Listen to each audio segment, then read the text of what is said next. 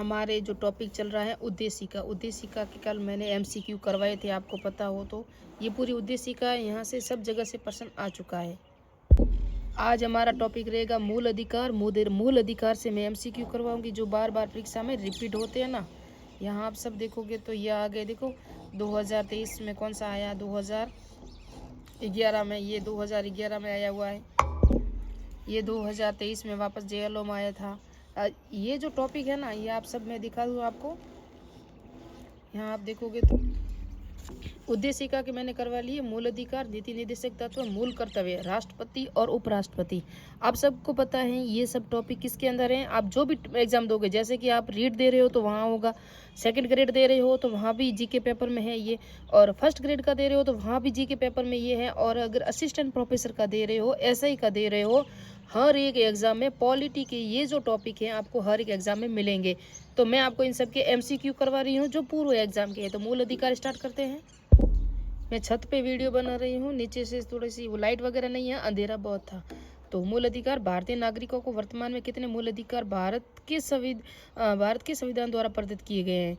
तो ये है 6 मूल अधिकार। आपको पता हो पहले 7 थे, यहाँ पूरी डिटेल दी हुई है, आप सब देख सकते हो।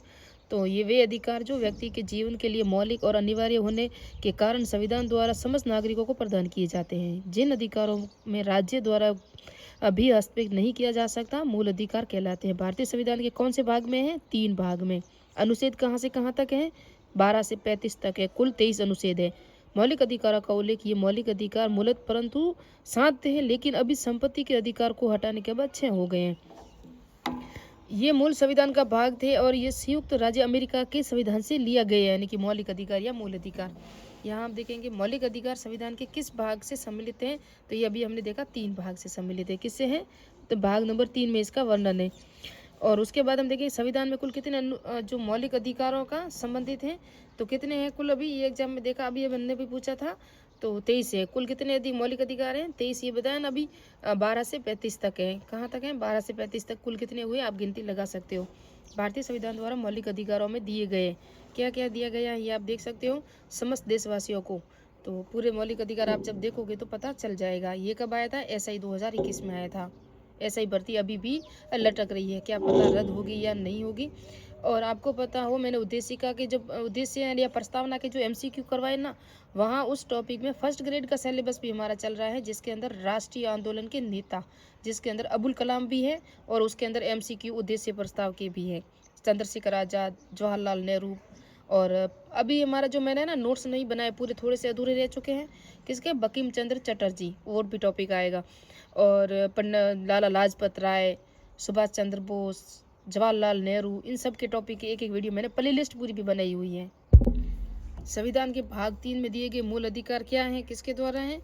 और इसका जो आंसर है ना, ये एक ही राइट होगा, क्योंकि न्यायालय द्वारा परिवर्तनीय और ये वाद योग्य है। मौलिक अधिकार में ना ये, इसके लिए अगर खिलाफ हम जाए तो सुप्रीम कोर्ट या हाई कोर्ट में जा सकते हैं, लेकिन मूल कर्तव्य होते हैं ना, नीति निर्देशक तत्व, मूल कर्तव्य, उसके लिए हम नहीं जा सकते। मूल कर्तव्य ये न्यायालय में नहीं जाते, ये हमारे मौलिक जीवन के संबंधित है। ये इसकी व्याख्या दे सकते हो, मूल अधिकार न्याय योग्य, अतः इसे न्यायालय द्वारा परिवर्तन लागू कराया जा सकता है। इसमें संसद साधारण विधि द्वारा किसी भी प्रकार के किसी कमी नहीं कर सकती, किंतु अनुच्छेद 368 के तहत इसमें संशोधन कर सकती है। मूल अधिकार का अधिपत्य वाले नहीं किया जा सकता है ना। भाग 3 में प्रयोजन के लिए राज्य को परिभाषित किया गया। राज्य शब्द को किस अनुच्छेद में परिभाषित किया गया था? तो ये किया गया है 12 अनुच्छेद में। अनुच्छेद 12 में भाग 3 में प्रयोजन राज्य शब्द की परिभाषित किया गया है। इसी परिभाषा के द्वारा भाग 4 में किसी भी के लिए भी लागू किया गया है। भाग 6 में प्रयोजनों के लिए अनुच्छेद 152 राज्य शब्द को स्पष्ट करता है। यहाँ आप सब देख सकते हो, क्योंकि मैं ना थोड़े से वापस नीचे आ गई हूँ, लाइट तो आई है, लेकिन क्या है ना, ऊपर पड़ोसी होते हैं वो आवाज़ बहुत करते हैं। ये प्रश्न आया था 2023 में, जेएलओ में आया था। अनुच्छेद 12 के तहत राज्य के रूप में भारतीय क्रिकेट कंट्रोल बोर्ड की स्थिति पर चर्चा इसमें से की गई है। तो यह ना जी टेलीफिल्म लिमिटेड बनाम भारत जांच संघ के द्वारा की गई थी। अनुच्छेद 13(2) में उल्लेखित की ऐसी विधि का निर्माण की जाती हैं जो संविधान के भाग का कौन सा है करते हैं? भाग 3 में अनुल्लेख जो है ना, भाग 3 में की मौलिक अधिकार अनुच्छेद 13 मूल अधिकारों के से असंगत या उसका अल्पीकरण करने की विधियां है। खंड 1 में ये दिया हुआ है। और आप देखोगे तो ग्रहण का सिद्धांत है, या आना चाहता है तो खंड 1 में।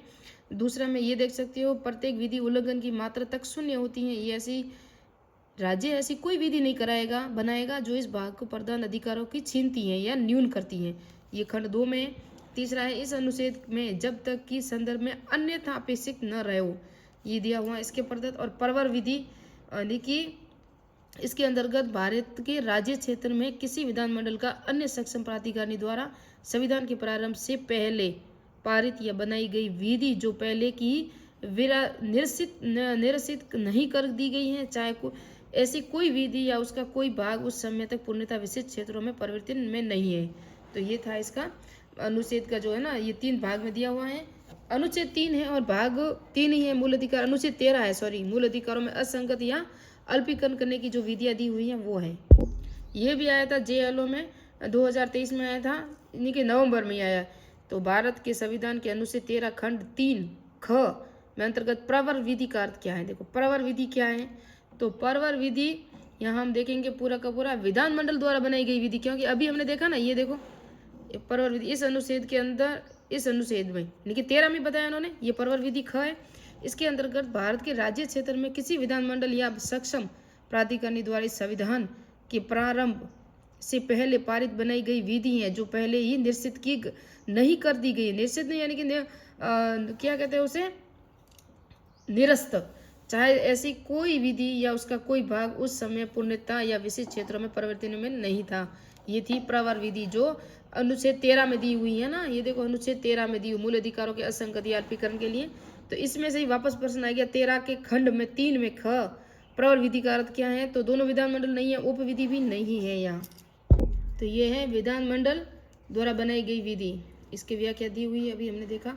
और ये जो प्रश्न है नेक्स्ट हम देखेंगे, ये भी JLO 2023 में आया हुआ है।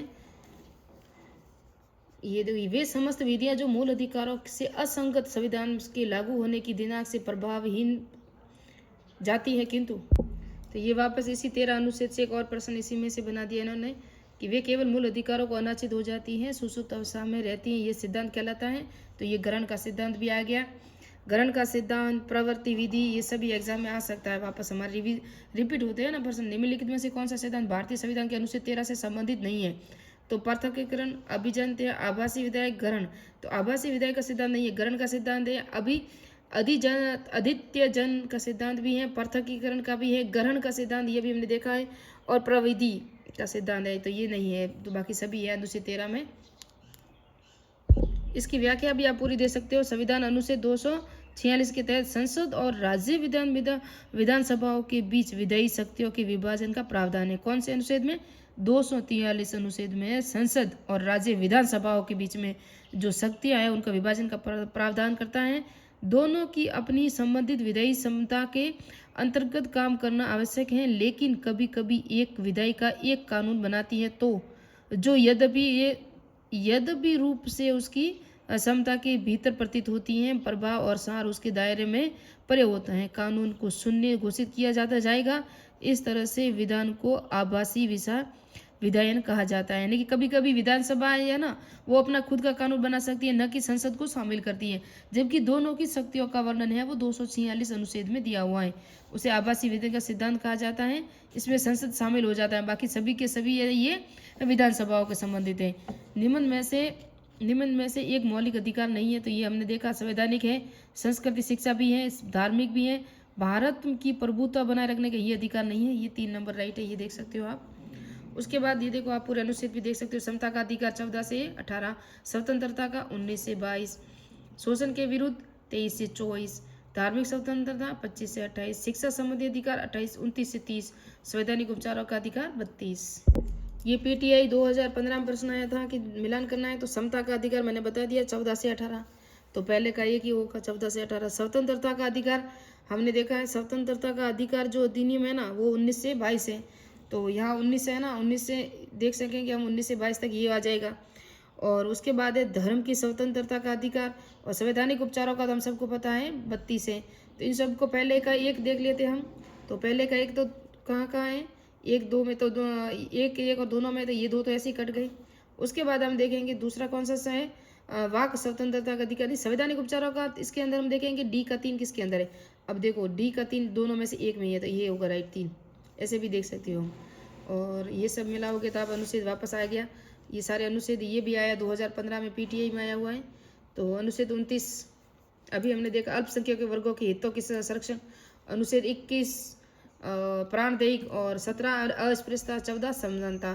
तो यहाँ हम देखेंगे विधि के समक्ष 1 का 4 हो जाएगा, 17 का हो जाएगा, 17 का हो जाएगा, अस्पृश्यता का अंत ये होगा 2, 1 का 4, बी का 1, 1 का यहाँ नहीं, 1 का 4, बी का 1, ये ऐसे ही राइट हो जाएगा शायद, मेरे ख्याल से ऐसे मिल 2 में हमारा मिल जाता है आंसर। ये आप पूरा देख सकोगे। तो धर्म, मूल वंश, जाति, लिंग और जन्म के आधार पर ये 15, समानता कानून समक्ष संरक्षण 14, लोगों को लोक नियोजन के अवसर की समानता 16, अस्पृश्यता का 1955 में अधिनियम भी बना था।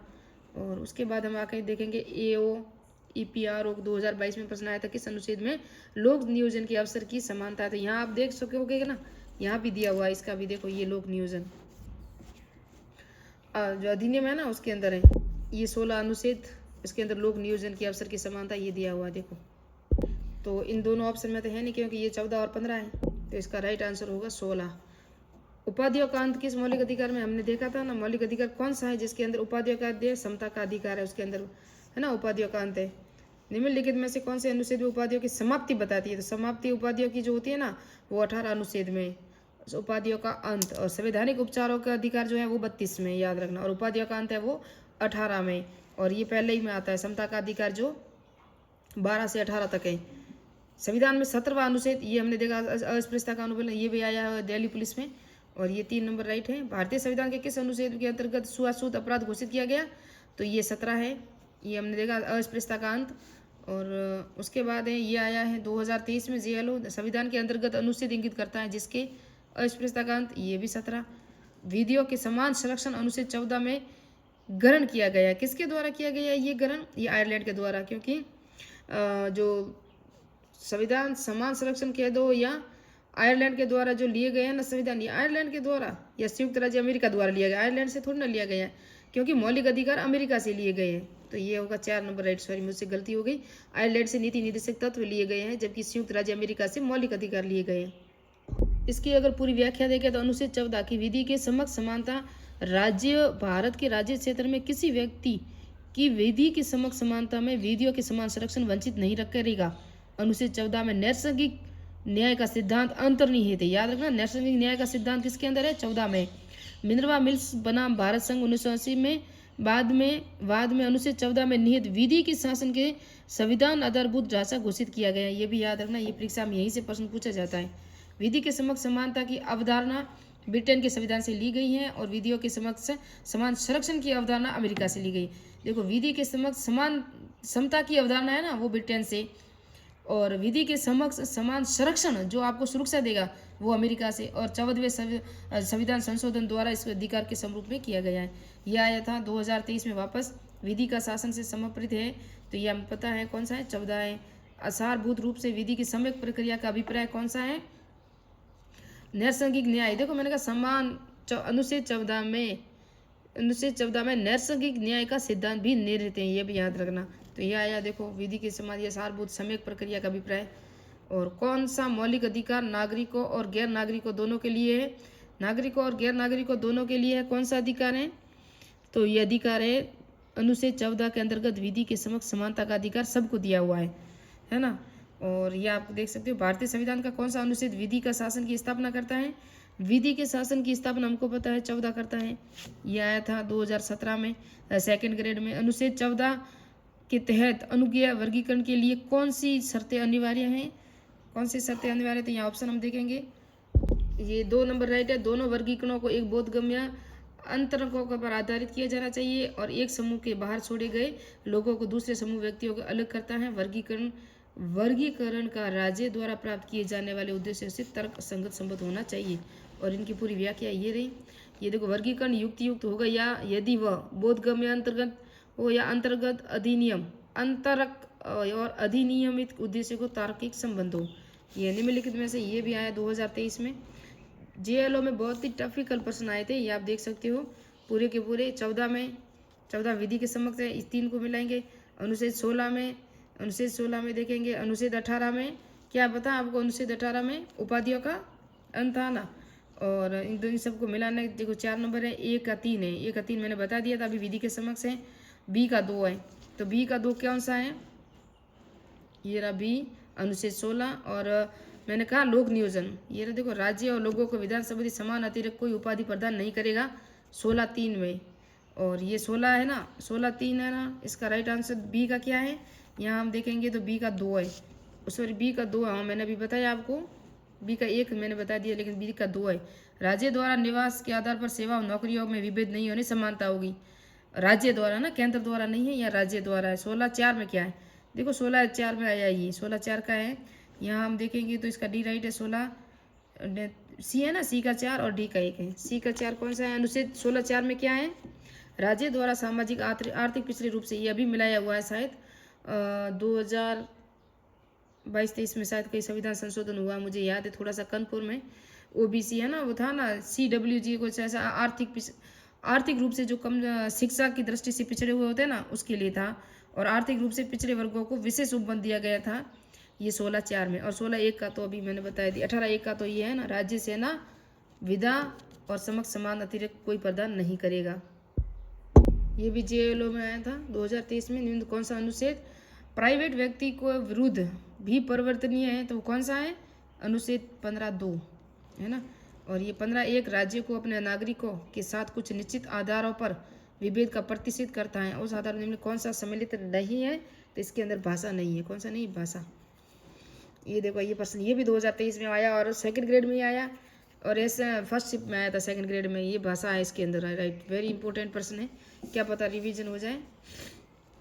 और ये जो प्रश्न है ना, भारत के संविधान के अनुच्छेद 15(1) में राज्यों को अपने नागरिकों के साथ कुछ निश्चित आधारों पर विभेद का प्रतिषेध देता है। देखो धर्म है, नस्ल है, जन्म स्थान है, लेकिन भाषा उसके अंदर शामिल नहीं है। हम यहाँ देख सकते हो, इसको हल देखा था ना हमने, ये रहा 15(1) और ये रहा 15(2) है ना।